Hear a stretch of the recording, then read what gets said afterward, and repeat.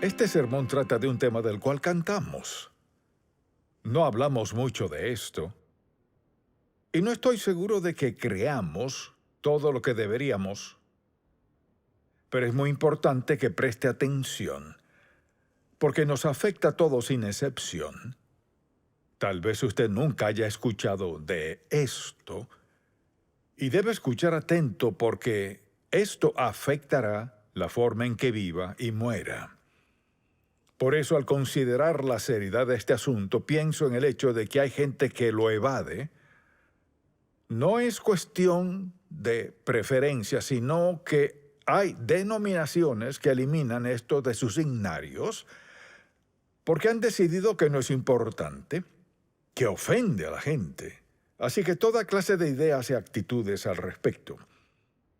Pero la verdad es que sin esto no estaríamos hoy aquí. Entonces, ¿cuál es el tema?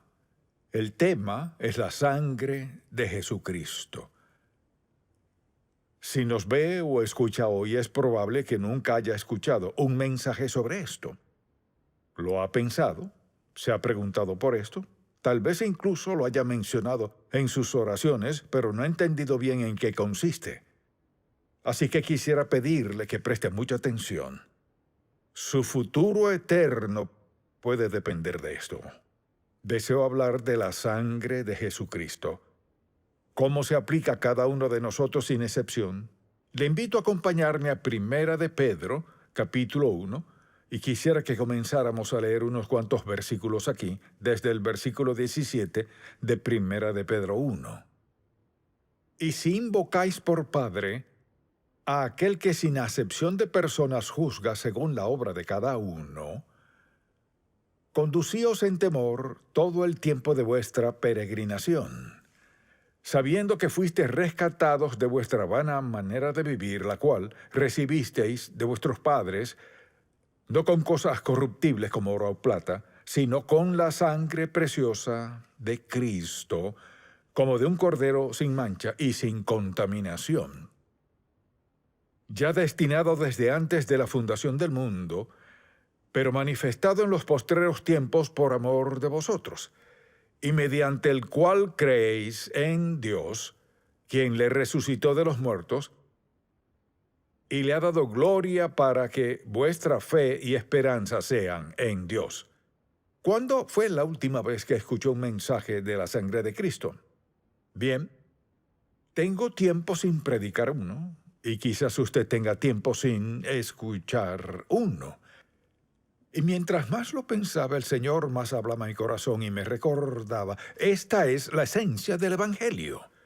Todo lo que digamos de cualquier otro tema relacionado con esto, esta es la esencia misma de la verdad de lo que creemos, y es el mensaje que o nos lleva al cielo o lo perdemos. Por eso le pido que preste mucha atención porque hay dos puntos que deseo tratar al respecto. El primero es la seriedad del pecado. Cuando pecamos contra Dios, sobre todo si lo hacemos de forma continua y seguimos cometiendo el mismo pecado una y otra vez, nos arriesgamos al castigo divino. Si aún no ha aceptado a Cristo como Salvador, será rechazado un día cuando esté frente a Él en el juicio. El pecado es asunto serio para Dios porque tiene consecuencias eternas. No importa quién sea que peque, no importa de dónde venga, ni cuál sea su vocación, ni su estatus social o lo que sea. Nada de eso importa. El pecado es desobediencia a Dios Santo. Y Él nos advierte desde el principio de la Biblia hasta el final que Dios aborrece el pecado por lo que hace a sus hijos y a su creación. Hemos leído la Biblia lo suficiente para saber que en toda la palabra de Dios el pecado destruye, divide, hace de todo lo que hemos mencionado. Así es el pecado. A la luz de esto, nos preguntamos, ¿cuál es la naturaleza del pecado? Y quisiera que pensáramos en la verdadera naturaleza del pecado. Hemos dicho que es asunto serio, pero ¿qué tan serio es? Entonces, la naturaleza del pecado, en primer lugar, nos engaña, ya nos ha engañado ¿O no seguiríamos pecando si el pecado no engañara diciendo, estás bien, no hay problema, Dios te ama, Dios entiende? Así pues, seguimos desobedeciendo a Dios y somos engañados a creer que somos la excepción a las leyes de Dios, a las consecuencias del pecado. Nos engaña. Segundo, nos decepciona. El pecado siempre hace grandes ofertas. Si haces esto, te sentirás genial. Si haces esto, fulano, fulana hará aquello. Considere las decepciones que todos hemos tenido en la vida en diversos ámbitos, pero el pecado nos defrauda porque hace grandes promesas que no puede cumplir. Tal vez su satisfacción sea temporal, pero así es el pecado. Si no tuviera satisfacción alguna, no pecaríamos. Tiene satisfacción temporal, pero nos engaña y nos decepciona. Es destructivo. Con solo ver nuestro entorno nos daremos cuenta de cuán destructivo es el pecado. Toma muchas sendas, pero tarde o temprano destruye. Destruye familias, matrimonios, destruye empleos, destruye futuros, destruye niños. Todo. El pecado destruye por naturaleza. Luego, piensa en esto. Por último, el pecado trae muerte. ¿Por qué batallo con eso? Porque quisiera decir que a menudo el pecado trae muerte después de cierto tiempo. A veces es al instante, pero lo peor es que su efecto es eterno. La Biblia dice, el alma que pecare morirá, la paga del pecado es muerte. Si tuviera que detenerme aquí, la vida sería terrible. Pero gracias a Dios no nos detenemos aquí. Pensemos en esto. ¿Cuál es el poder salvador que suscita el perdón del pecado? Es el poder salvador de la sangre de Jesucristo. Y quisiera que pensáramos en esto.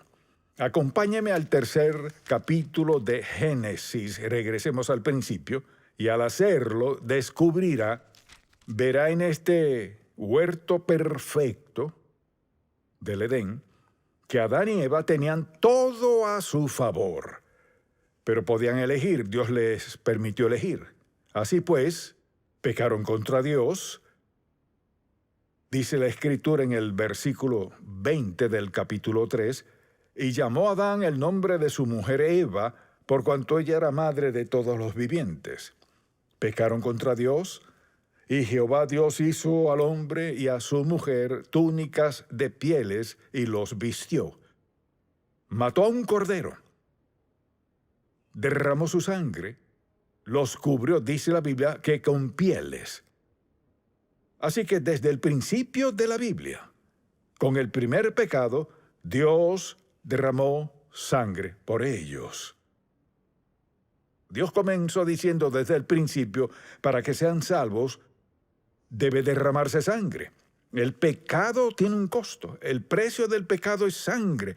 El precio del pecado es la sangre de Cristo. Desde aquellos días, antes de que supieran lo que ahora sabemos, el asunto era que el perdón requería muerte y derramamiento de sangre. Entonces, después de que Cristo vino al mundo y hablaba acerca del pecado, y recordará cuando el Señor comenzó a hablarles de la sangre a sus discípulos, aquella noche en la Cena del Señor. ¿En qué consiste la Cena del Señor? Se trata de la sangre de Cristo, que produce salvación. Es nuestro recordatorio de lo que sucedió. Ahora, con eso en mente, le daré 4 palabras. Son 4 palabras que en realidad describen todo este plan redentor de Dios. Todas tienen que ver con la sangre de Jesucristo, todas tienen parte en ella, pero podríamos envolver todo el mensaje de salvación en estas 4 palabras. La primera es redención, de la que acabamos de leer hace un momento, redención. Al considerar esta palabra, pensemos en lo que dice en Primera de Pedro 1, versículo 18, sabiendo que fuiste rescatados, o sea, salvos, no con cosas corruptibles como oro o plata. ¿No es interesante que Dios haya tomado lo más valioso o preciado para decir, miren, sus bienes más valiosos no les servirán de nada? Afirmó, sabiendo que fuiste rescatados de vuestra vana manera de vivir, la cual recibiste de vuestros padres, no con cosas corruptibles como oro o plata, sino con la sangre preciosa de Cristo, como de un cordero sin mancha y sin contaminación. Así que la primera palabra es redención. Redimir algo es comprarlo de nuevo. La sangre de Jesucristo es lo único en existencia que podrá encargarse de nuestro pecado. Él nos redimió, nos rescató de una vida de pecado. La segunda palabra es reconciliación. Vayamos a Colosenses capítulo 1 por un momento. Reconciliación, capítulo 1, desde el versículo 19. Escuche lo que dice. Por cuanto agradó al Padre que en él habitase toda plenitud. Preste atención. Y por medio de él, reconciliar consigo todas las cosas, así las que están en la tierra como las que están en los cielos, haciendo la paz mediante la sangre de su cruz, y a vosotros también, que erais en otro tiempo extraños, separados de Dios, y enemigos en vuestra mente, haciendo malas obras, ahora os ha reconciliado en su cuerpo de carne, por medio de la muerte, para presentaros santos y sin mancha e irreprensibles delante de Él. El pecado nos ha separado a cada uno de nosotros de Dios. Y quienes somos salvos, fuimos reconciliados, aceptamos a Cristo como Salvador, su muerte en el Calvario, fuimos reconciliados, así fue. Hay redención, hay reconciliación. La reconciliación une a la gente. La reconciliación une a los cónyuges que se habían separado o divorciado. Y la reconciliación lleva al pecador a ser uno en su relación con Cristo. Unión, reunión y armonía. Luego está la palabra justificación. Vayamos a Romanos capítulo 5 por un momento. Justificación. Y aquí comencemos a leer en el versículo 8. Mas Dios muestra su amor para con nosotros en que siendo aún pecadores, Cristo murió por nosotros.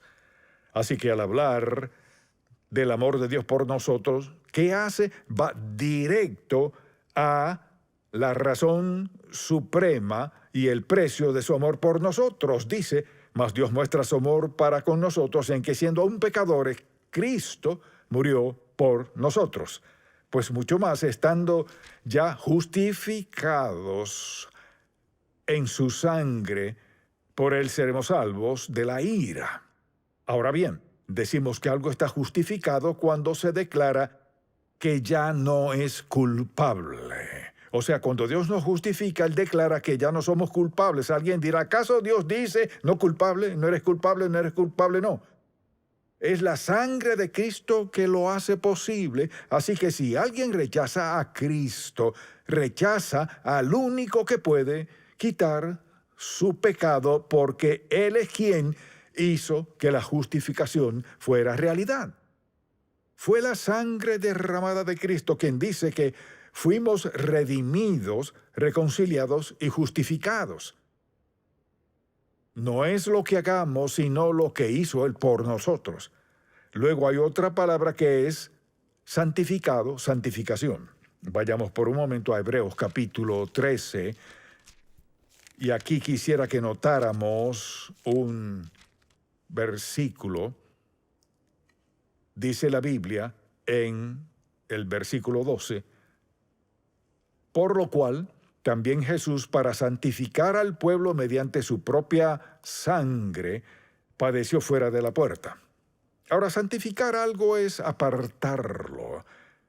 Entonces, dice aquí que Él nos ha redimido, nos ha reconciliado, nos ha justificado y ahora nos ha santificado.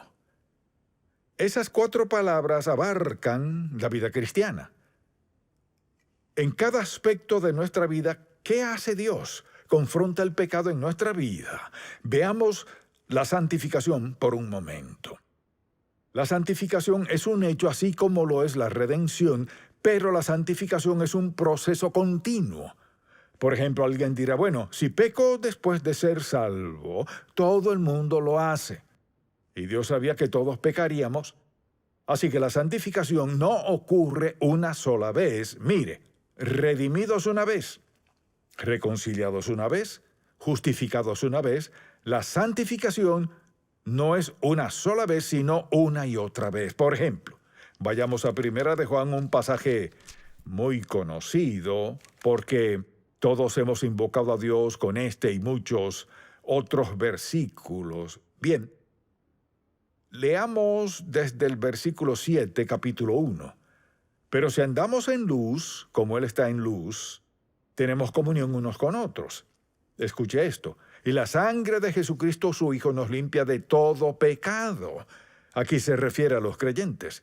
Fíjese, como creyentes, pero si andamos en luz, como Él está en luz, tenemos comunión unos con otros y la sangre de Jesucristo, su Hijo, nos limpia de todo pecado, tiempo presente, nos limpia continuamente de todo pecado.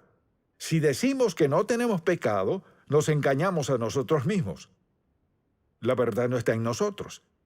Si confesamos nuestros pecados, o sea, si estamos de acuerdo con Dios en que hemos pecado contra Él, Él es fiel y justo para, o sea, sin duda lo hará, perdonar nuestros pecados y limpiarnos de toda maldad. Así que, Dios nos redime una vez y para siempre. Nos reconcilia de una vez por todas y nos justifica de una vez por todas. Vemos en las Sagradas Escrituras que su santificación es una vez y un proceso continuo.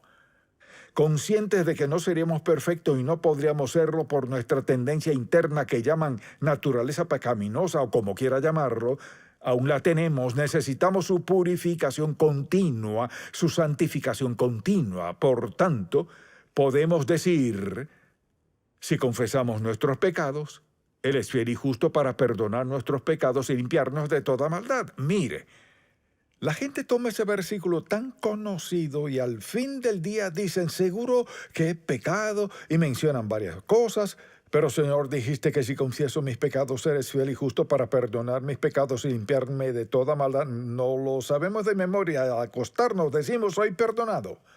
Si no tomamos en serio el pecado, y reconocemos que cada vez que pecamos contra Dios y acudimos a Él a pedirle perdón, estamos pidiendo y recibiendo perdón basándonos en la muerte de Cristo en la cruz, que dio su sangre, lo cual fue el sacrificio único por todos los pecados de todo el mundo y de toda la humanidad. El pecado es un asunto serio, y es tan serio que le costó a Dios su Hijo unigénito. Así que la cruz no se trata de un poquito de sangre que conmemoramos en Semana Santa, no.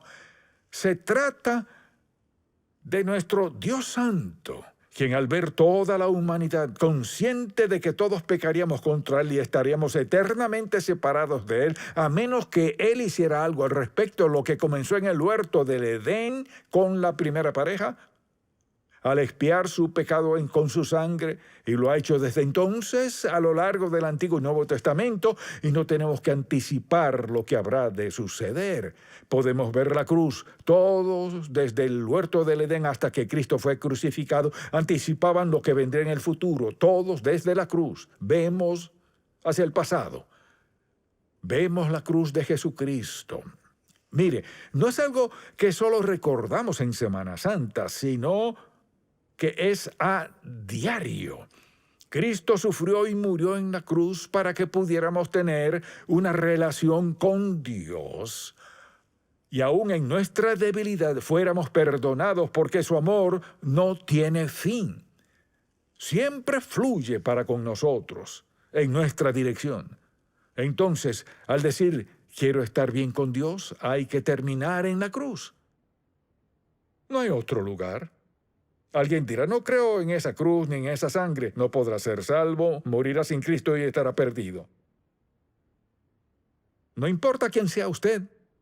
Quizás diga, pero Dios entiende, lo que Dios entiende es esto, que desde el principio del tiempo, cuando el pecado entró a la humanidad, hasta el presente, solo hay algo que expía, paga, propicia el perdón de nuestro pecado. La sangre de un hombre, Jesucristo, cuya sangre expía el pecado del mundo entero. Ahora, alguien dirá, ¿hay otra opción? No hay otra opción. De principio a fin, este libro habla de su venida, narra lo que sucedió y predice lo que volverá a suceder. Jesucristo vendrá otra vez. Le preguntaría a usted lo siguiente. ¿Ha habido algún momento en su vida cuando tomó en serio su pecado, lo había tomado a la ligera, como si fuera un chiste arruinar su vida y la de otras personas? ¿Ha luchado con su estilo de vida de pecado? ¿Le ha dicho a Dios que es pecador y que lo necesita en su vida? ¿Y le pide perdón basándose en que su hijo murió y pagó toda su deuda de pecado?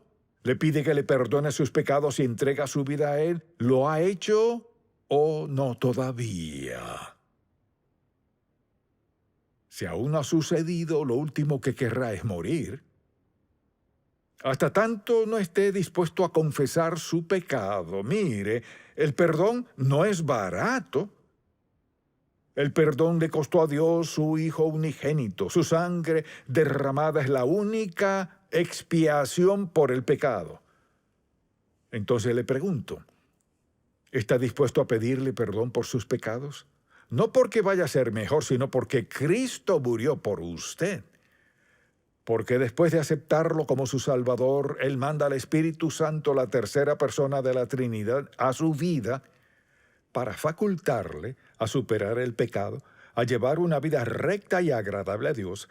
Él nos recuerda que está dispuesto a perdonarnos, a salvarnos. Dios no nos dejó solos, sino que nos dio al Espíritu Santo para facultarnos a vivir como le agrada.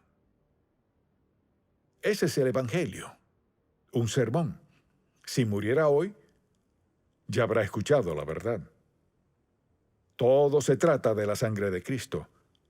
Todo es sobre su perdón, su purificación y la gran restauración que hace Dios en su vida al escribir su nombre en el libro del Cordero y ser hijo de Dios para siempre. Solo una cosa, mediante una persona, una sola vez, en toda la historia, que puede llevarle al cielo. Y es la muerte expiatoria y sustituta de Jesucristo, Hijo de Dios, quien murió por usted para que no muriera en su pecado. Ese es el Evangelio.